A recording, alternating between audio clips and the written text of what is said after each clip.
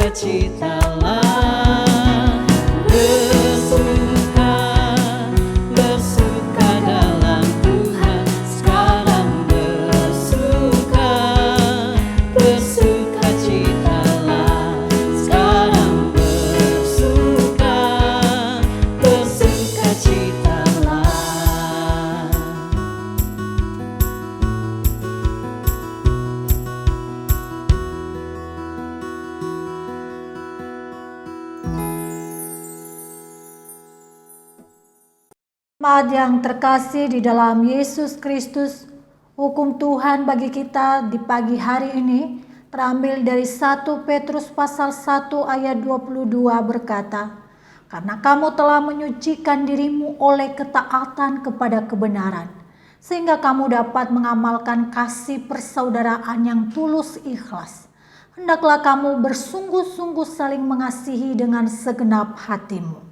Dan firman Tuhan ini menjadi cermin bagi setiap kita untuk mengoreksi dan mengevaluasi diri kita tentang sejauh mana kita taat akan firman Tuhan. Saudara jemaat Tuhan yang dikasihi oleh Yesus Kristus, kita mesti mengakui bahwa ada banyak wujud kerapuhan dalam ketaatan kita terhadap Tuhan. Dalam ketidaktaatan, kita tidak bisa menjadi anak-anak Tuhan yang mampu mengalirkan kasih, teladan, dan kesaksian hidup sebagaimana Allah kehendaki dari umat-Nya.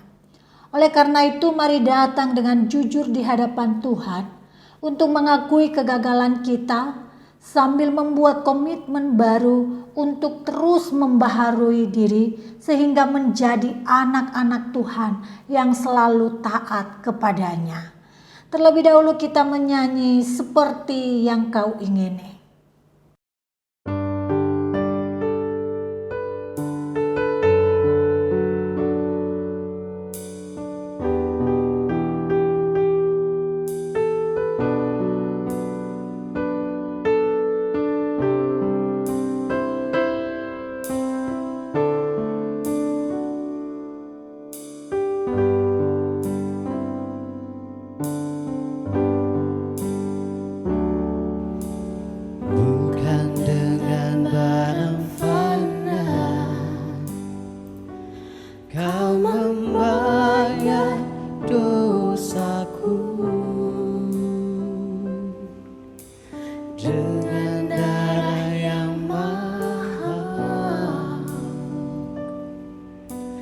Tiada noda dan celah,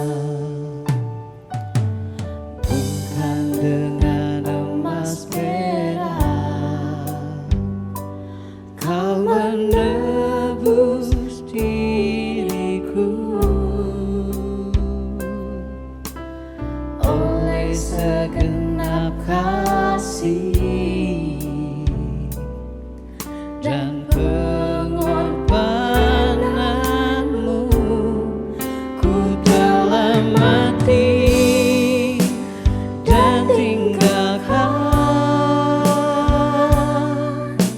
cara hidupku yang lama.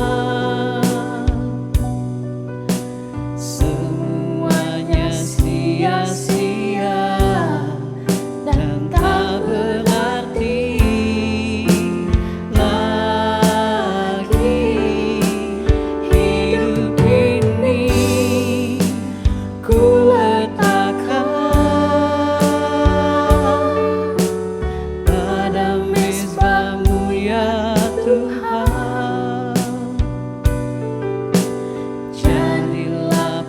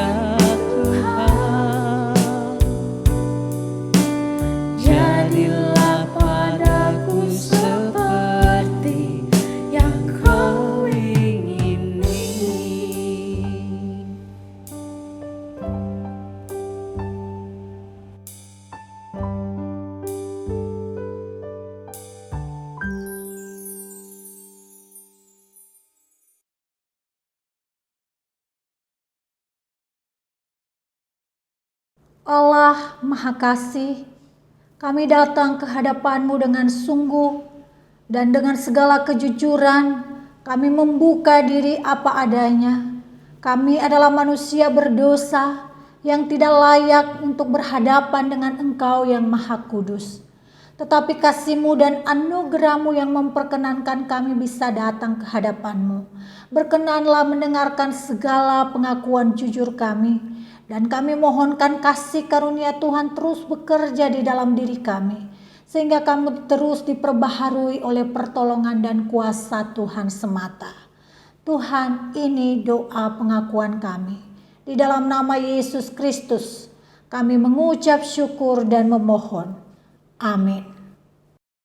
Jemaat yang terkasih, bagi kita yang telah mengakui dosa dan memohon pengampunan darinya, beginilah berita anugerah yang dinyatakan di dalam Kisah Para Rasul pasal 13 ayat 38 sampai 39 berkata, "Jadi ketahuilah, hai saudara-saudara, oleh karena Dialah maka diberitakan kepada kamu pengampunan dosa. Dan di dalam Dialah setiap orang yang percaya memperoleh pembebasan dari segala dosa yang tidak dapat kamu peroleh dari hukum Musa." Berdasarkan firman Tuhan ini, maka kami memberitakan bahwa pengampunan dosa telah berlaku bagi kita di dalam nama Bapa dan Anak dan Roh Kudus. Karena Tuhan telah mendamaikan kita dengan diri-Nya, marilah kita saling mengampuni satu dengan yang lain, dan marilah kita saling memberikan salam damai dengan mengatupkan kedua tangan di dada.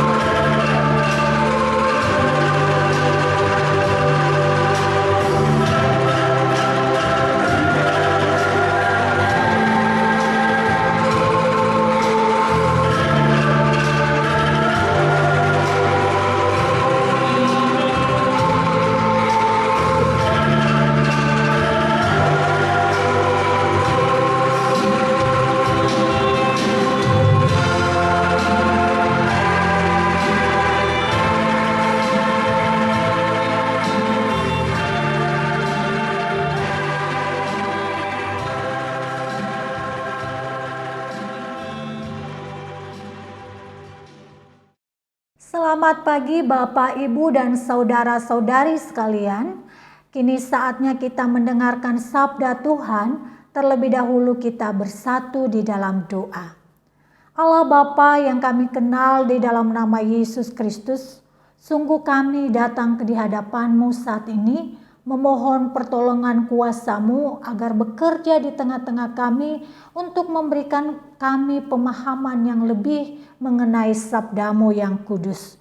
Oleh karena itu segala bentuk kuasa apapun yang ingin menghalangi kami untuk memahami kebenaran firman-Mu, kiranya itu bisa diatasi dengan pertolongan-Mu semata. Terima kasih Bapa, waktu yang ada di hadapan kami serahkan ke dalam tangan-Mu. Amin. Bapak Ibu yang terkasih dalam Yesus Kristus, firman Tuhan untuk kita pada hari ini terambil dari Kejadian pasal 22 ayat 1 sampai 9. Demikian firman Tuhan. Setelah semuanya itu Allah mencoba Abraham. Ia berfirman kepadanya, "Abraham." Lalu sahutnya, "Ya Tuhan." Firman-Nya, "Ambillah anakmu yang tunggal itu yang engkau kasihi, yakni Ishak. Pergilah ke tanah Moria dan persembahkanlah dia di sana sebagai korban bakaran pada salah satu gunung yang akan kukatakan kepadamu." Keesokan harinya pagi-pagi bangunlah Abraham. Ia memasang pelana keledainya dan memanggil 2 orang bujangnya beserta Ishak anaknya. Ia membelah juga kayu untuk korban bakaran itu, lalu berangkatlah ia dan pergi ke tempat yang dikatakan Allah kepadanya. Ketika pada hari ketiga Abraham melayangkan pandangnya, kelihatanlah kepadanya tempat itu dari jauh. Kata Abraham kepada kedua bujangnya itu, "Tinggallah kamu di sini dengan keledai ini. Aku beserta anak ini akan pergi ke sana. Kami akan sembahyang, sesudah itu kami kembali kepadamu." Lalu Abraham mengambil kayu untuk korban bakaran itu dan memikulkannya ke atas bahu Ishak anaknya, sedang di tangannya dibawanya api dan pisau. Demikianlah keduanya berjalan bersama-sama. Lalu berkatalah Ishak kepada Abraham, ayahnya, "Bapa." Sahut Abraham, "Ya anakku."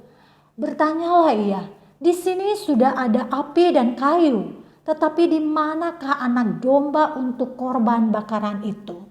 Sahut Abraham, "Allah yang akan menyediakan anak domba untuk korban bakaran baginya anakku." Demikianlah keduanya berjalan bersama-sama. Sampailah mereka ke tempat yang dikatakan Allah kepadanya. Lalu Abraham mendirikan mezbah di situ, disusunnyalah kayu, diikatnyalah Ishak anaknya itu, dan diletakkannya di mezbah itu di atas kayu api. Sesudah itu Abraham mengulurkan tangannya, lalu mengambil pisau untuk menyembelih anaknya. Tetapi berserulah malaikat Tuhan dari langit kepadanya, "Abraham, Abraham." Sahutnya, "Ya Tuhan." Lalu ia berfirman, "Jangan bunuh anak itu dan jangan kau apa-apakan dia. Sebab telah ku ketahui sekarang bahwa engkau takut akan Allah dan engkau tidak segan-segan untuk menyerahkan anakmu yang tunggal kepadaku." Lalu Abraham menoleh dan melihat seekor domba jantan di belakangnya dan tanduknya tersangkut dalam belukar. Abraham mengambil domba itu lalu mengorbankannya sebagai korban bakaran pengganti anaknya. Dan Abraham menamai tempat itu Tuhan menyediakan. Sebab itu sampai sekarang dikatakan orang, di atas gunung Tuhan akan disediakan. Untuk kedua kalinya berserulah malaikat Tuhan dari langit kepada Abraham. Katanya, "Aku bersumpah demi diriku sendiri, demikianlah firman Tuhan, karena engkau telah berbuat demikian dan engkau tidak segan-segan untuk menyerahkan anakmu yang tunggal kepadaku, maka aku akan memberkati engkau berlimpah-limpah dan membuat keturunanmu sangat banyak, seperti bintang di langit dan seperti pasir di tepi laut, dan keturunanmu itu akan menduduki kota-kota musuhnya. Oleh keturunanmu lah semua bangsa di bumi akan mendapat berkat, karena engkau mendengarkan firman-Ku. Kemudian kembalilah Abraham kepada kedua bujangnya, dan mereka bersama-sama berangkat ke Berseba, dan Abraham tinggal di Berseba. Jemaat Yesus sekalian yang dikasihi oleh Yesus Kristus, berbahagialah setiap orang yang mendengarkan firman Tuhan dan juga memeliharanya.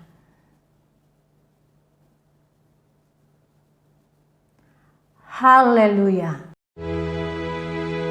Haleluya, haleluya, haleluya.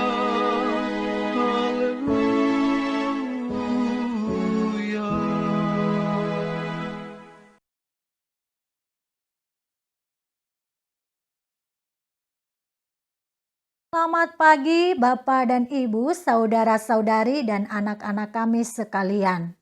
Puji dan syukur kita masih bisa bertemu dalam ibadah minggu kali ini walaupun hanya melalui media virtual.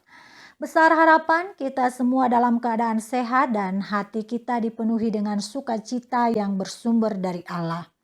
Saudara yang terkasih dalam Yesus Kristus, tema firman Tuhan untuk ibadah minggu hari ini adalah ujian iman yang diangkat dari kitab Kejadian pasal 22 ayat 1-19.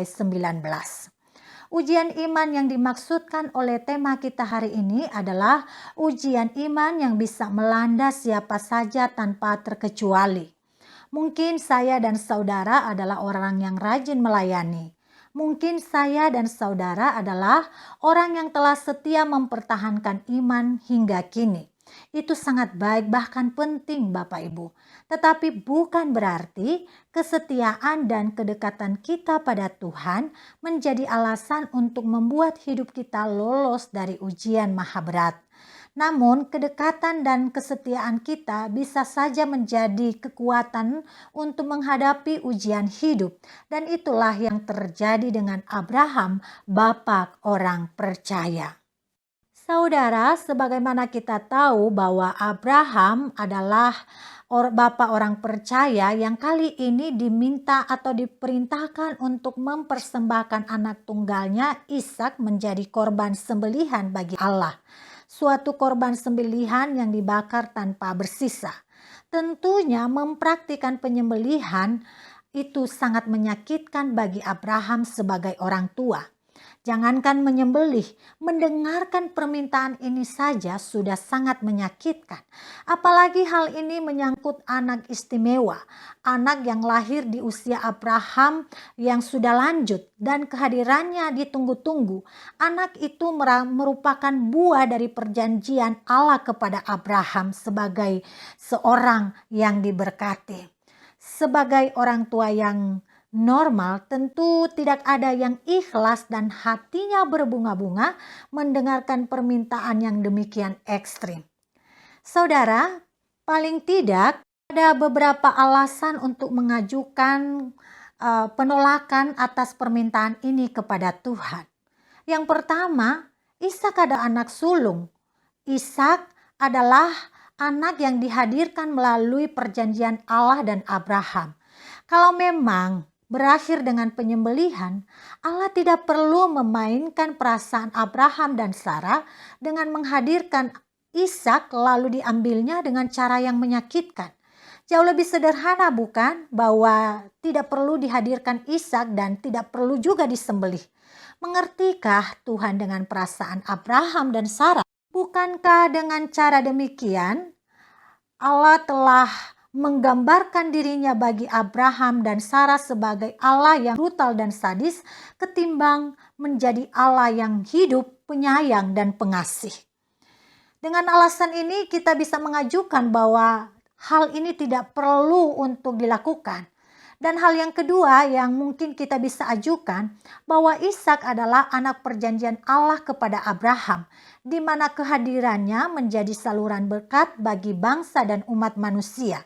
Jadi jika Ishak disembelih, itu artinya Allah sendiri sedang membatalkan perjanjiannya, dan hal ini menggambarkan dirinya sebagai Allah yang tidak setia. Saudara, dari kedua alasan ini, seandainya kita berada di dalam posisi Abraham, barangkali kita lebih mengedepankan kemarahan, kekecewaan, dan penolakan atas perintah Allah. Ada bentuk kemarahan yang kita bisa arahkan kepada Allah. Ya, kita tidak taat, kita menganggapnya tiada, dan itu bisa terekspresi melalui kehidupan kita. Saudara, yang lebih menjadi poin penting yang ingin disampaikan kepada kita, bahwa pada titik ini kita menjadi jelas bahwa ujian maha berat bisa melanda siapapun tanpa terkecuali, termasuk Abraham yang memiliki hubungan yang sangat dekat dengan Tuhan. Dengan pengertian ini juga, orang percaya yang taat kepada Tuhan bukan berarti memiliki imun tersendiri hingga terbebas dari namanya pergumulan hidup. Tetapi yang jauh lebih menarik ketika kita melihat dan mengamati respon Abraham yang direkam oleh penulis kitab Kejadian. Menarik ketika penulis lebih fokus untuk menceritakan apa yang dilakukan oleh Abraham ketimbang mengungkapkan perasaan Abraham. Bukan berarti permintaan untuk taat mempersembahkan anak ini bebas dari pergumulan dan pergulatan batin sebagai orang tua. Pastilah banyak pertanyaan menggeliat di benak Abraham, tetapi penulis melalui penuturannya punya tujuan sendiri.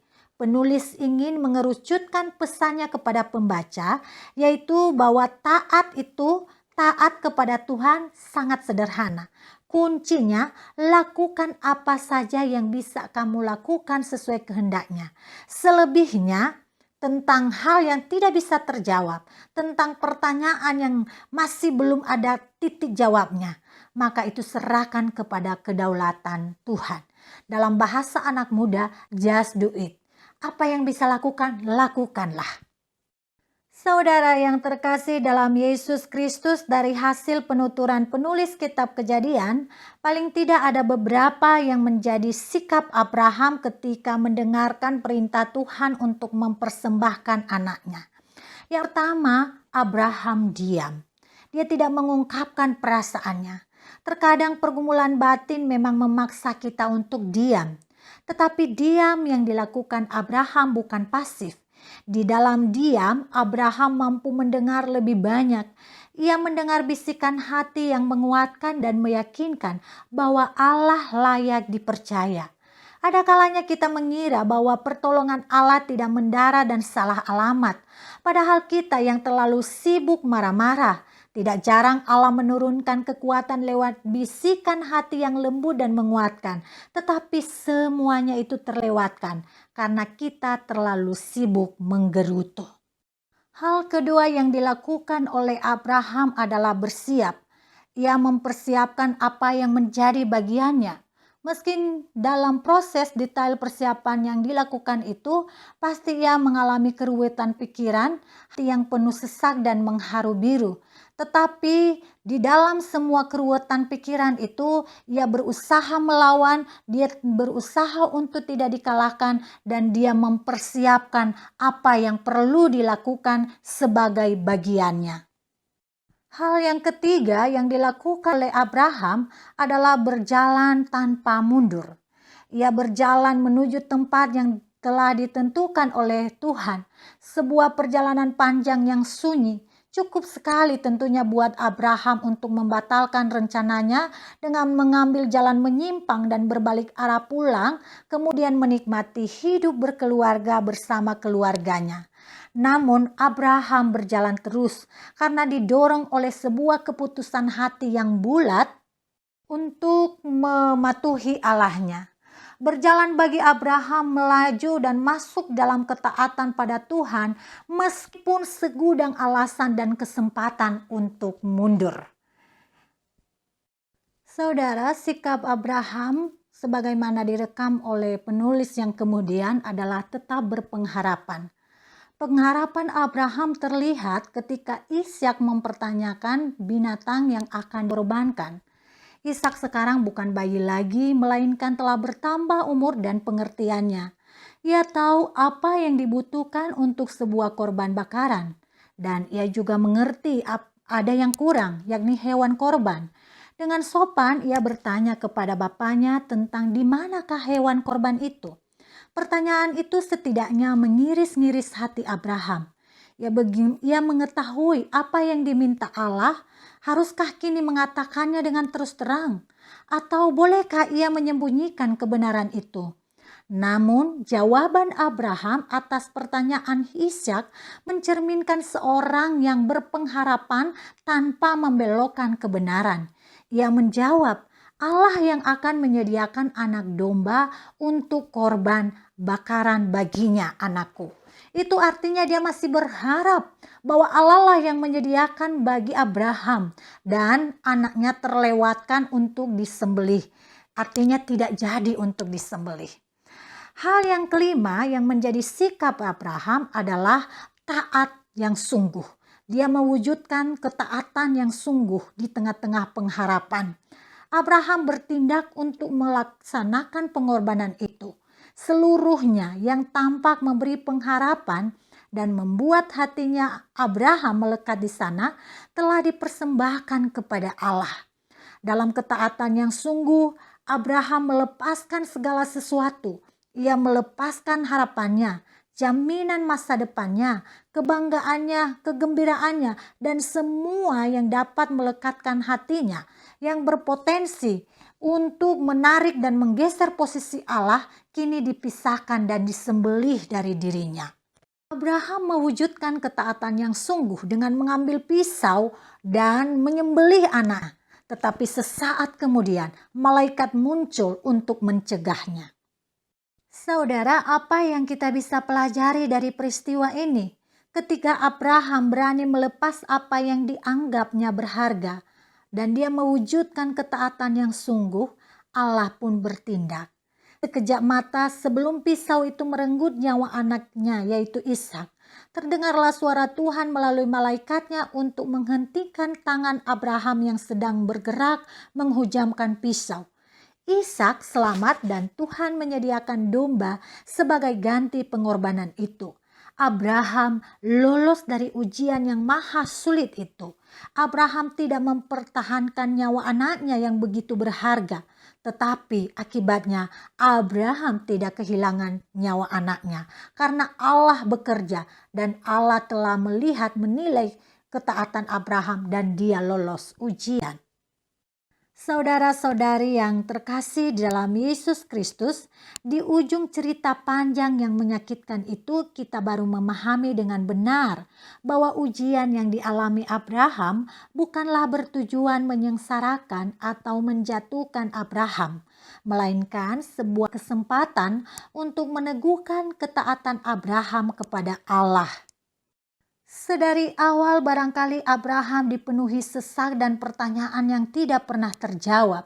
Tetapi di akhir dia mengerti bahwa Allah bertindak ketika dia berani melepaskan segala hal yang berpotensi menggantikan posisi Allah di dalam hatinya.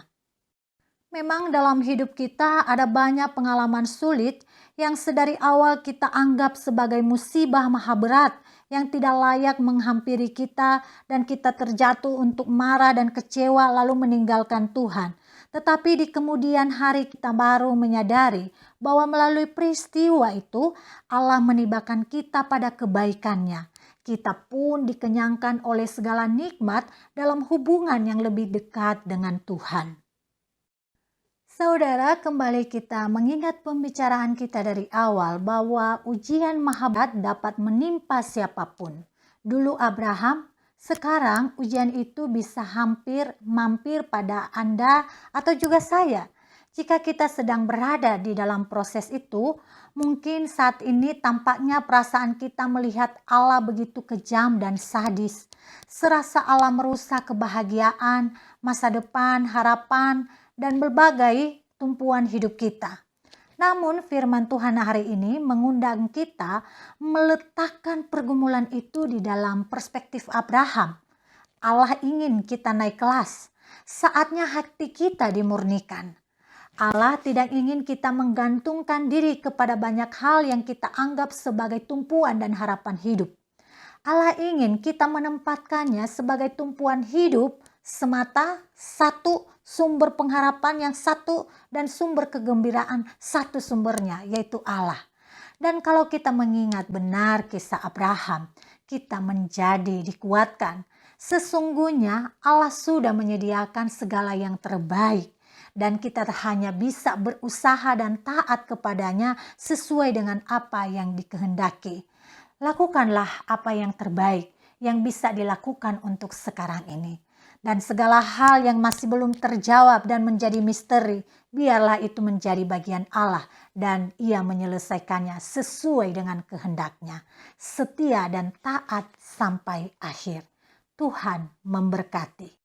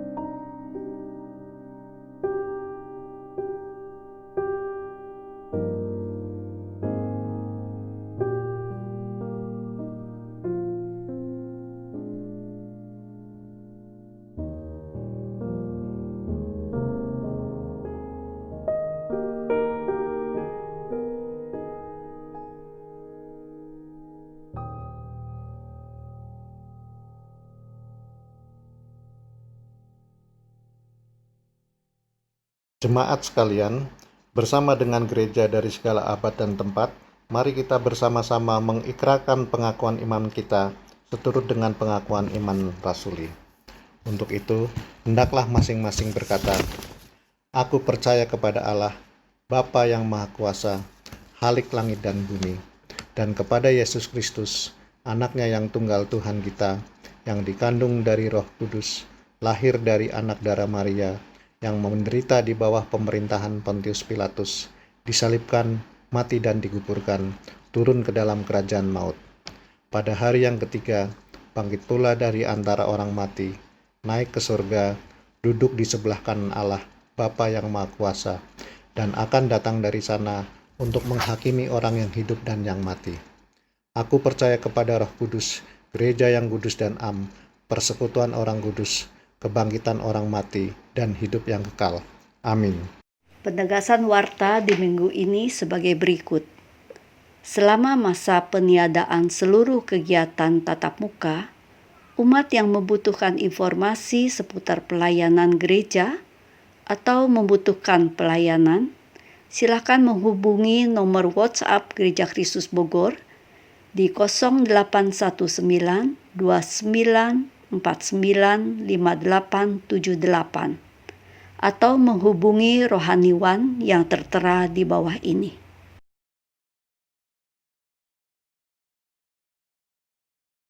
Kedua, selama masa pandemi COVID-19, tersedia ruang tolong-menolong bagi anggota jemaat untuk menawarkan makanan dan barang-barang di warta secara gratis.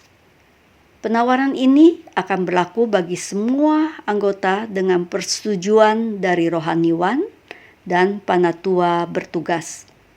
Informasi lebih dalam terkait dalam ruang tolong-menolong ini dapat menghubungi Tata Usaha Gereja Kristus Bogor di 0819 29 49 5878. Berikut yang terakhir.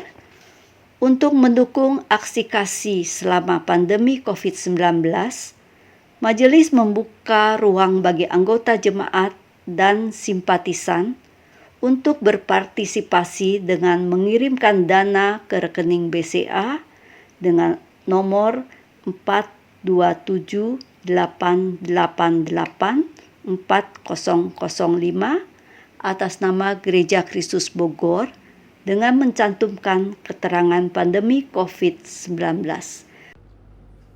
Berikutnya ada warta tambahan.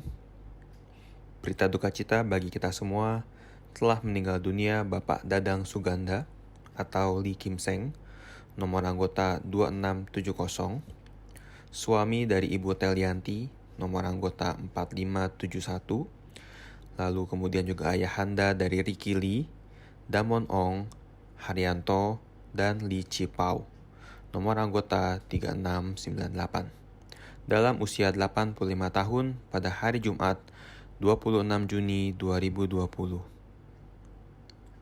Almarhum dikremasikan pada hari ini, Minggu 28 Juni 2020, di Krematorium Sentra Medica Cibinong. Mari kita doakan agar keluarga yang ditinggalkan dapat melalui masa-masa kedukaan dengan tetap berpengharapan di dalam Tuhan.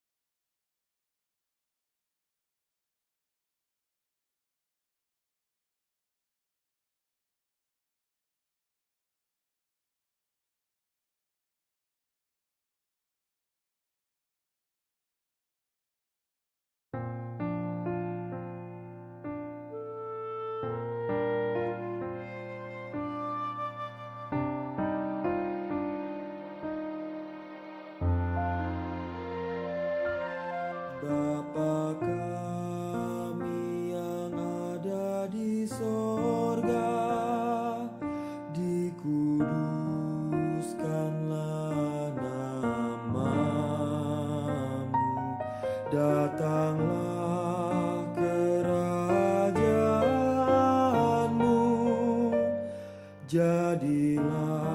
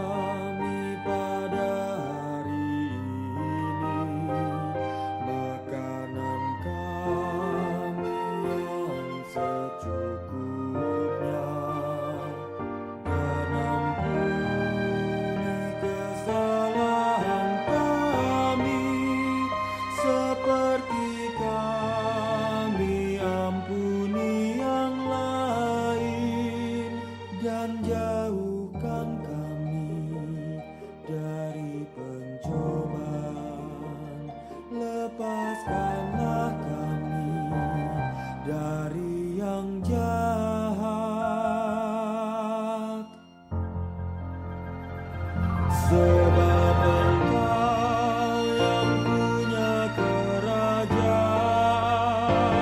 serta kuasa dan kemuliaan sampai selama-lamanya.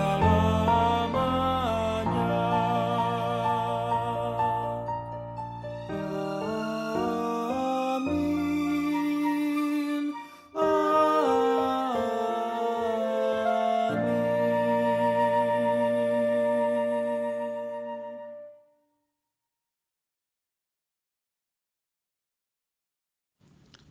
Saudara-saudara yang kekasih dalam nama Tuhan Yesus Kristus, marilah kita memasuki minggu yang baru dengan menyerahkan diri kita kepada Tuhan sebagai ungkapan syukur kita atas kasih dan kesetiaannya dalam hidup kita. Mazmur 30 ayat 4 berbunyi, "Nyanyikanlah mazmur bagi Tuhan, hai orang-orang yang dikasihinya, dan persembahkanlah syukur kepada namanya yang kudus." Marilah kita menyatakan tekad untuk mempersembahkan diri kepada Tuhan di minggu yang baru ini, dengan terlebih dahulu menyanyikan Nafiri Rohani 12 ayat 1 sampai dengan 3. Allah Bapa sumber berkat.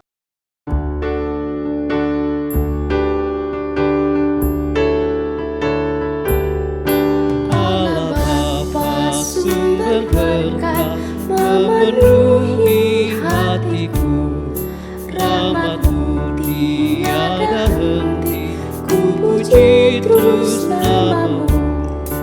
Ajar aku terus memuji dengan gitar surgawi, karena kasih-Mu melimpah, hatiku riang senang.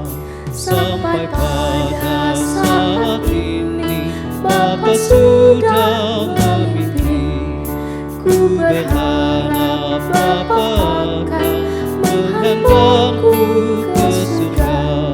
Dulu ku dalam gelap dosa, ku dicari Tuhanku, darah Yesus yang berkuasa menghapuskan dosaku.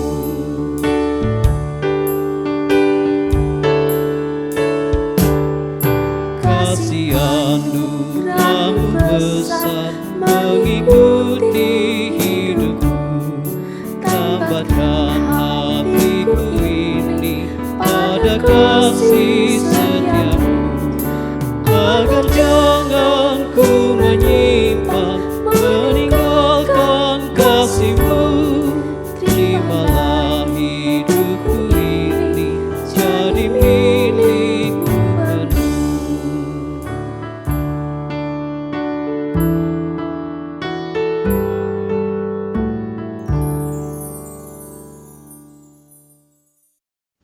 Kita berdoa. Allah Bapa yang bertahta di kerajaan surga, kami mengucap syukur atas kasih dan perlindungan-Mu di tengah pandemi, sehingga sampai saat ini kami masih terhindar dari bahaya COVID-19. Sebagai bentuk ucapan syukur kami membawa persembahan kepadamu untuk mohon berkatilah agar dapat dipakai untuk pekerjaan-Mu di dunia ini. Terimalah persembahan kami ini dan pakailah hidup kami sebagai persembahan yang hidup yang berkenan kepada Tuhan. Dalam nama Tuhan Yesus kami berdoa. Amin. Jemaat yang terkasih, marilah kita pergi dengan sukacita dan damai sejahtera. Mari kita menjadi saksi Kristus yang setia. Kita menyanyi hidup kita yang benar.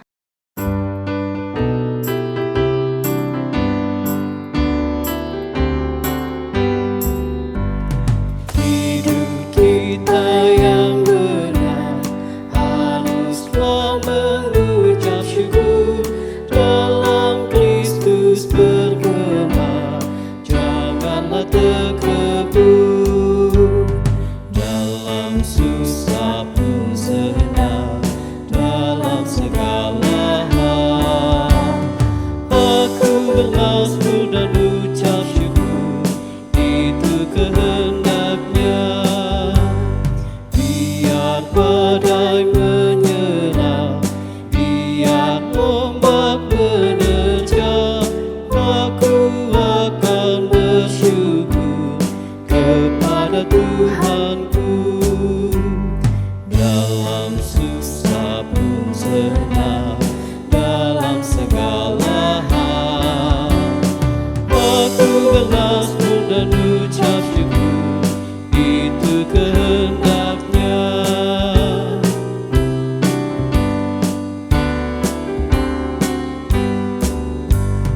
Tuhan Yesus tolonglah, sempurnakan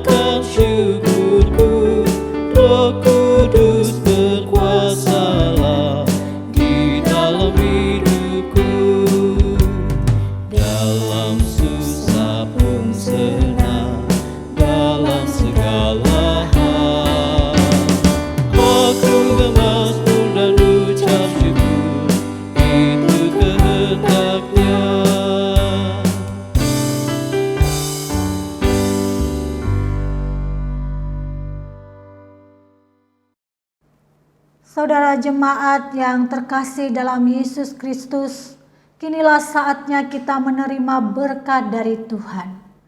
Tuhan memberkati engkau dan melindungi engkau. Tuhan menyinari engkau dengan wajah-Nya dan memberi engkau kasih karunia. Tuhan menghadapkan wajah-Nya kepadamu dan memberi engkau damai sejahtera. Kepada Allah beri puji.